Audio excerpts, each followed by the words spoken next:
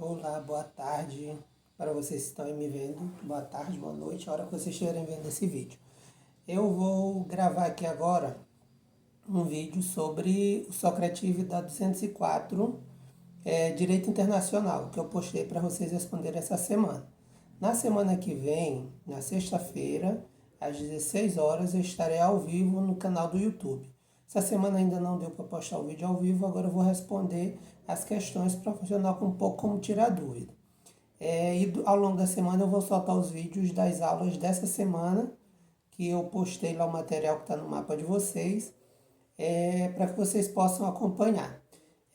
No Socrative de Direito Internacional, a gente fez um quizinho lá e tinha bastante coisa sobre o material que a gente já tinha estudado. Então, eu vou aqui responder algumas coisas para tirar as dúvidas que vocês fizeram. No meu quiz, o que eu percebi foi que 21 alunos responderam, tá? Não foi a totalidade da sala, não sei o que aconteceu com os outros, mas a gente vai seguindo. E desses 21, tem aluno que respondeu 5 vezes, mas beleza.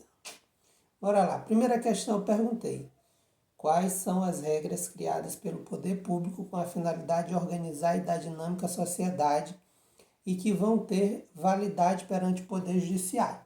Isso aqui faz parte das nossas primeiras aulas, a gente utilizou para fazer uma revisão. Isso aqui já vai servir como prova quando a gente voltar. Primeiro tem a alternativa A, tinha normas religiosas. Normas religiosas, elas não têm validade perante o Poder Judiciário. Elas vão ter validade perante as religiões, as igrejas, a depender da religião que você siga, o cristianismo ou qualquer outra, vai ter validade perante essas religiões, não vai ter validade perante o Poder Judiciário. Normas éticas, a mesma coisa. Norma ética não tem nada a ver com Poder Judiciário. Norma ética está relacionada mais a valores pessoais, valores morais que a gente tem, e a gente vai criando essas normas éticas. Normas familiares, muito menos. As normas familiares, elas poderiam ser consideradas aquelas normas que a mãe e o pai da gente cria para nos colocar nos eixos, para nos educar. Então isso também não tem nada a ver, não tem importância para o Poder Judiciário. Normas jurídicas, obviamente, essa aqui é a resposta. Que normas jurídicas a gente trabalhou em sala de aula? Normas jurídicas são as normas que são criadas pelo poder público para organizar a sociedade. Essas normas jurídicas, com certeza, elas são as que vão ter validade perante o Poder Judiciário. Normas morais é a mesma coisa. Normas morais, elas servem para controlar, digamos assim, os nossos instintos. Então, dessas normas aqui, a resposta nossa, então, é normas jurídicas. No gabarito que eu elaborei está a letra D, mas vai variar de acordo com o que vocês responderam aí. Porque o Socrative, a cada vez que vocês vão abrir essas alternativas, elas vão mudar de lugar. Então, eu não vou dizer que foi tal letra. A resposta, então, é essa: normas jurídicas, que são as normas aceitas perante o Poder Judiciário. A segunda questão perguntava sobre a organização política do Brasil. O Brasil organiza-se politicamente em União, Estados, municípios e Distrito Federal. Esses são os órgãos que vão compor a República Federativa do Brasil. São as esferas de poder, na verdade. Então, quando a gente trabalhou lá, eu falei para vocês, aí das alternativas tinha uma que tinha União e Estados apenas. Não, tá faltando gente. Tem uma outra que tem União, Municípios e Distrito Federal, engoliu os estados. Outra alternativa tem lá Estados, Distrito Federal e municípios, engoliu a União. Tem uma outra alternativa que tem União, Distrito Federal e municípios. Essa também não pode ser por motivos óbvios, porque ela engole uma das alternativas. Questão 3. São princípios fundamentais da República Federativa do Brasil, exceto. Temos lá a intervenção, a soberania, a dignidade da pessoa humana, a cidadania, os valores sociais do trabalho e a livre iniciativa. Gente, isso aqui é artigo 1 que a gente trabalhou lá na sala. a intervenção não é princípio fundamental da República Federativa do Brasil. Os princípios fundamentais são a soberania, a dignidade da pessoa humana, a cidadania e os valores sociais do trabalho e da livre iniciativa. A intervenção, inclusive, é o contrário. Isso aqui estaria relacionado ao artigo 4º, que vai falar dos princípios que fala sobre os princípios das relações internacionais, que a gente vai trabalhar também numa questão aqui. E é justamente o contrário, não é intervenção, é não intervenção. Então, a resposta aqui é a intervenção. Isso não é princípio fundamental da República, tá? Então, aqui, se fosse para confundir vocês, eu poderia até colocar não intervenção, mas aí continuaria errado ainda, porque não é princípio da República, princípio fundamental da República, e sim um princípio das relações exteriores do Brasil. A quarta questão fala sobre os poderes da República. São poderes da República Federativa do Brasil. Aí eu coloquei lá diversas alternativas e vocês já sabem que os poderes da República Federativa do Brasil são legislativo, judiciário e executivo, cada um com a sua função. O legislativo tem como função princípio criar as leis ou criar as normas que vão regular o funcionamento da sociedade.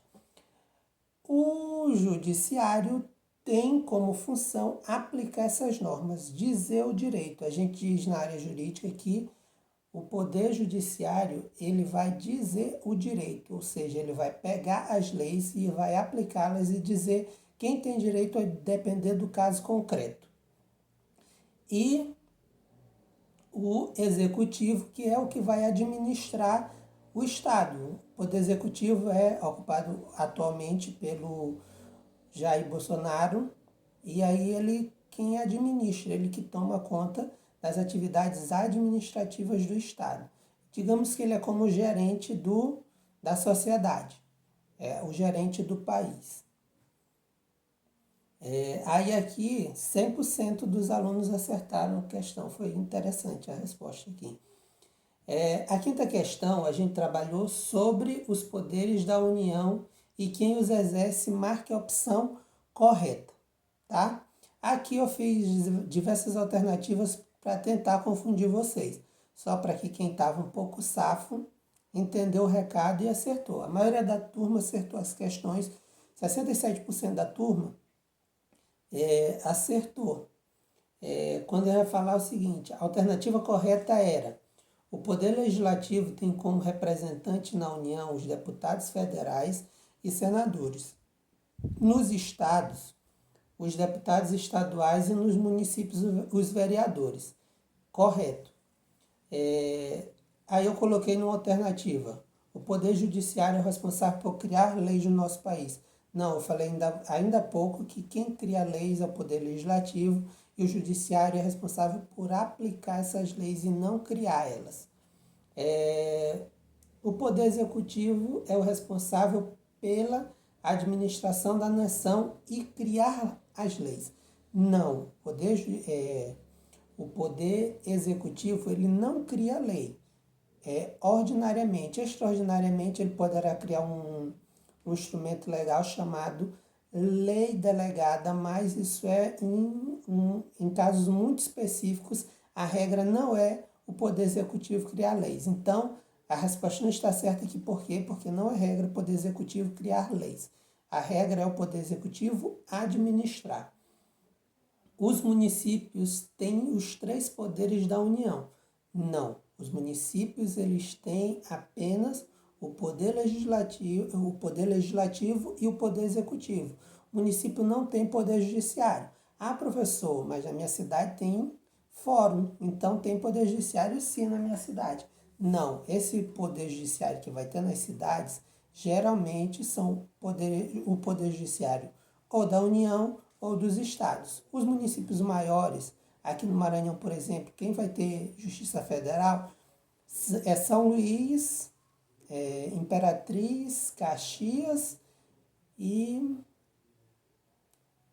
tem uma outra subseção do Poder Judiciário aqui, mas eu não consigo lembrar no momento. Certo é o seguinte, quando ela, por exemplo, lá em Caxias, tem o poder, a Justiça Federal e tem a Justiça Estadual. Essas justiças, elas não pertencem ao município, embora elas estejam localizadas lá, mas elas pertencem aos outros entes, aos outros membros que vão colocar a sua justiça lá naquele território. Mas, juridicamente, a gente não pertence à esfera política do município, pertence ao Estado e à União. Então, o município ele só tem poder executivo e poder legislativo. O Distrito Federal só possui poder legislativo e executivo. Não, o Distrito Federal ele tem o próprio Tribunal de Justiça, o Tribunal de Justiça do Distrito Federal, TJDF.